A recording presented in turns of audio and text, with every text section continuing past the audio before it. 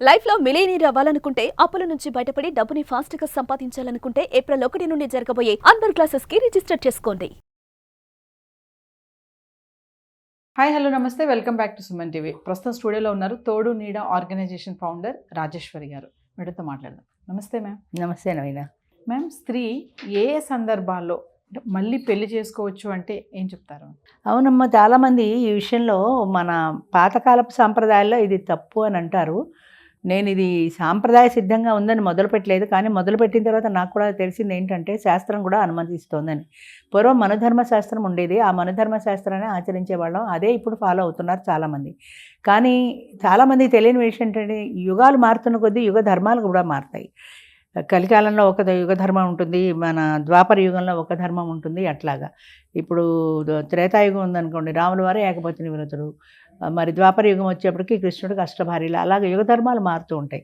కలియుగంలో మనం పాటించవలసింది పరాశర స్మృతి. ఇది గూగుల్లో ఉంది, ఎవరైనా కావాలంటే సెర్చ్ చేసుకోవచ్చు కూడా. చట్టం అనుమతిస్తోంది. First of all second marriage అనేది విడో కానీ డైవర్సీ కానీ అయితే చట్ట ప్రకారము పెళ్లి చేసుకోవడానికి చట్టం అనుమతిస్తోంది. శాస్త్రం కూడా అనుమతిస్తోంది. ఏది? పరాశర స్మృతిలో కలికాలంలో మనం పాటించవలసింది పరాశర స్మృతి. ఆ పరాశర స్మృతి ప్రకారము కొన్ని సందర్భాలు, 5 సందర్భాలు ఏదో చెప్పారు. ఈ సందర్భాల్లో స్త్రీ పునర్వివాహానికి అర్హురాలు అని పరాశర శాస్త్రం చెప్తోంది. ఎప్పుడంటే భర్త దూరాదేశం వెళ్ళిపోయి ఆయన చాలా సంవత్సరాలుగా తిరిగి రానప్పుడు, భర్త చనిపోయినప్పుడు, భర్త కుష్ఠరోగి వ్యాధిగ్రస్తుడైనప్పుడు, మానసిక రోగి అయినప్పుడు, ఇంకో సందర్భం ఏదో ఉంది, జారుడు చోరుడు ఏదో, అలాంటి ఈ 5 సందర్భాల్లో స్త్రీ పునర్వివాహానికి అర్హురాలు అని చెప్తోంది. అది గూగుల్లో సెర్చ్ చేయండి. పరాశర స్మృతిని చదివితే అందులో స్త్రీ ఏ సందర్భాల్లో పెళ్లి చేసుకోవచ్చు అనేది వివరంగా ఉంది. నేను చెప్పేది ఏంటంటే చట్టం అనుమతిస్తోంది పునర్వివాహం స్త్రీకి, శాస్త్రం అనుమతిస్తోంది. ఇంకా ఏది అనుమతించట్లేదంటే మన మైండ్ సెట్ ఒకటే. రాజా రామ్మోహన్ రాయలు ఎప్పుడో విధవా వివాహాన్ని సమర్థించారు. దాన్ని సమర్థించిన వాళ్ళు దీన్ని ఎందుకు సమర్థించట్లా? 25 ఏళ్ల 30, 40 వరకు వితంతు వివాహాలని మన సొసైటీ కూడా యాక్సెప్ట్ చేసింది. ఇక 50కి ఎందుకు యాక్సెప్ట్ చేయట్లా, 60కి ఎందుకు యాక్సెప్ట్ చేయట్లా? అంటే దానికి పరిమితి ఏం లేదు కదా. 50 దాటితే పెళ్ళికి అర్హులు కాదు అనే చట్టం లేదు, శాస్త్రం లేదు. మరి ఎందుకు అనుమతించట్లేదు? ఈ వయసులో పెళ్ళ, ఈ వయసులో పెళ్ళ అని ఎందుకంటారంటే, ఎంతసేపు పిల్లలు కానీ వయసు కాదు కదా పెళ్ళెందుకు? పిల్లల్ని కనడానికే కాదు పెళ్ళి. అది పదే నేను చెప్తున్నది.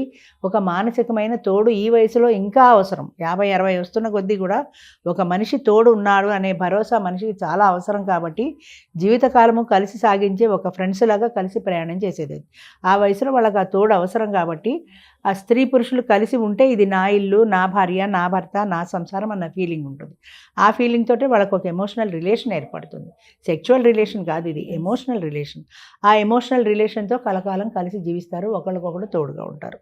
అంతే, అంతకంటే. కానీ భార్య చనిపోతే భర్త 1 నెల 2 నెలలోనే పెళ్లి మాకు బోల్డ్ కాల్స్ వస్తుంటాయి. భార్య మాత్రం అలానే ఉంచేస్తున్నారు మేడం. అంటే అదే ఆ ఫీలింగ్ పోటలా, ఆ మైండ్లో అది అసలు పెద్ద ప్రధానంగా పిల్లలు యాక్సెప్ట్ చేయటలా. ఇది తల్లిదండ్రులు వాళ్ళ సుఖం కోరి వాళ్ళు ఫారెన్ అమ్మాయిని పెళ్లి చేసుకుంటారు, ఇంటర్కాస్ట్ మ్యారేజ్ పెళ్లి చేసుకుంటారు. కానీ తల్లి మాత్రం, తండ్రి మాత్రం పెళ్లి చేసుకోవడానికి వీల్లేదంటారు. ఎందుకు వీల్లేదు? మీరు పెళ్లి చేసుకున్నట్టు వాళ్ళు ఎందుకు? ఈ వయసులో మా అమ్మకి పెళ్ళి ఎందుకు అంటారు? ఆ మాట మీ అమ్మ నాన్నమ్మనండి. ఈ వయసులో నాకు వద్దంటే ఆవిడే రాదు కదా. మనం బలవంతంగా ఆవిడ మన ఇంటికి తీసుకురావట్లే. తోడు నెడకి మాకు పెళ్లి కావాలి, తోడు కావాలని వచ్చిన వాళ్ళకే మనం చేస్తున్నాం. ఆవిడ మనసులో ఏ బాధ ఉందో అసలు. నిజంగా పిల్లలంటే ఎవరమ్మా?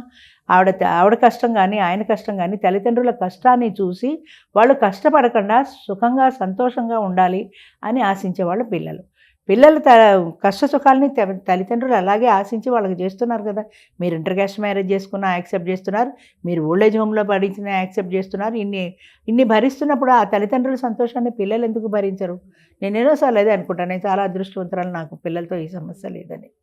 అంటే పిల్లలు అర్థం చేసుకోకనే ఇప్పటికీ చాలామంది పిల్లలు అర్థం చేసుకున్నారు, చాలామంది పిల్లలు తల్లిదండ్రుల ముందుకు తీసుకొస్తున్నారు.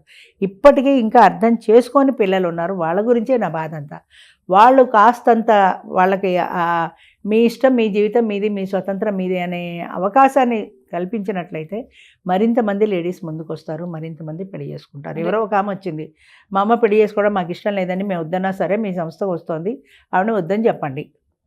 వద్దని చెప్పడానికి నేనెందుకు చెప్పాలి? ఆమె ఇష్టపడి నాకు తోడు కావాలి మొర్రో అంటే ఆ పాయింట్ ఎందుకు అర్థం చేసుకోవు నువ్వు? మరొక అమ్మాయి చెప్పింది ఎక్కడో మీటింగ్లో, మీ సుమన్ టీవీలో డిబేట్లోనే, నేను నా తండ్రి పెళ్లి చేసుకోవడం నేను ఇష్టం లేదు, నాకు నేనే చూసుకుంటా మా తండ్రిని.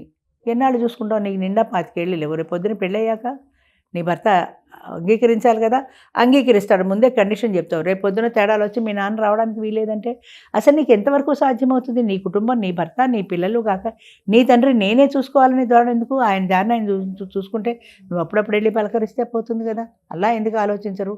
మేము ఒప్పుకోము. నువ్వు ఒప్పుకోవు కరెక్టే, కానీ ఆయన రోజు తోడు లేకుండా ఏడుస్తున్నాడు. మీ నాన్న ఏడవడం నీకు ఆనందమా? ఆయన ఆనందాన్ని, ఆయన అవసరాన్ని ఎందుకు గుర్తించరు పిల్లలు? అంత ప్రేమ ఉన్న పిల్లలు వాళ్ళకి ఇష్టమైనది వాళ్ళకి ఎందుకు ఇవ్వరు? ఆ పెళ్లి చేసుకుంటే ఆమె చూడదేమో, చూడకపోతే ఆయన కర్మ ఆయన అనుభవిస్తాడు. ఒక అవకాశం ఎందుకు ఇవ్వరు మీరు? ఎంతసేపటికి మా నాన్న పెళ్లి చేసుకోవడం మాకు ఇష్టం లేదు, మా అమ్మ పెళ్లి చేసుకోవడం మాకు ఇష్టం లేదు అంటే ఒకటి ఇందులో బాగా ఆస్తులు ఉన్న వాళ్ళ సమస్య ఏంటంటే ఆస్తులు షేర్ పోతుంది. అందుకే లివ్ ఇన్ రిలేషన్ పెట్టాం. కంపానియన్షిప్లో ఆస్తులు షేరింగ్ కూడా లేదు.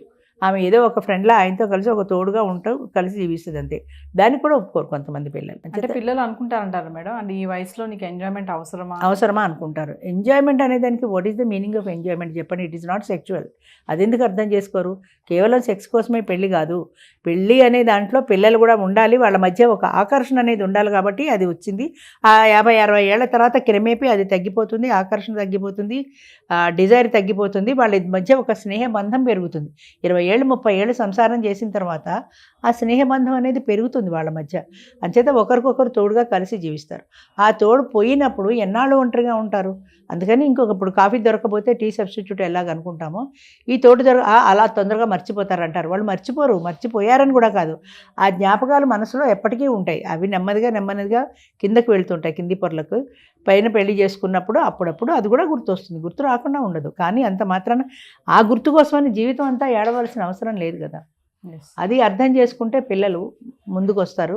మరింత మంది స్త్రీ పురుషులు ఇంకా ముందుకు రాగలుగుతారు, వాళ్ళ తోడుతో వాళ్ళు ఆనందంగా జీవించగలుగుతారు. తోడు కావాలని మీ దగ్గరకు వచ్చే వాళ్ళలో మేడం పిల్లలు ఎవరైనా వచ్చారా ఎప్పుడైనా? చాలా మంది అమ్మా, చాలా మంది పిల్లలు తల్లిదండ్రులను తీసుకొని వస్తారు. మా నాన్నకి పెళ్లి కావాలి, మా అమ్మకి పెళ్లి కావాలని. ఆ పిల్లల్ని చూస్తే ముచ్చటేస్తుంది నాకు. ఒక అమ్మాయి అయితే మా అమ్మాయికి ఎంగేజ్మెంట్ కూడా అయిపోయింది. మా అమ్మ పెళ్ళి అయ్యేదాకా నేను పెళ్లి చేసుకోనని అమ్మాయి అలాగే ఉంది 4-5 ఏళ్ళు నాకు తెలిసి. ఆ తర్వాత ఏమైందో తెలీదు.